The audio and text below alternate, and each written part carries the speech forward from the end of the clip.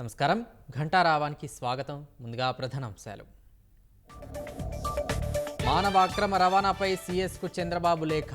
కేంద్రం సాయంతో బాధితులను రాష్ట్రానికి తీసుకురావాలని విజ్ఞప్తి.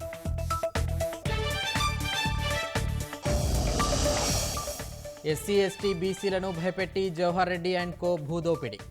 ఆరోపణలు చేసి 72 గంటలైనా సమాధానం లేదన్న మూర్తి యాదవ్. విజయవాడలో కలుషిత నీటితో వారం రోజుల్లో 2 బలి. ఫిర్యాదు చేసినా అధికారులు పట్టించుకోలేదన్న స్థానికులు.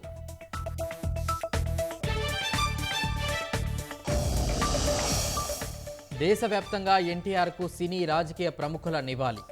మహనీయుడి ఆశయాల సాధనకు కృషి చేస్తామని మోదీ ప్రకటన.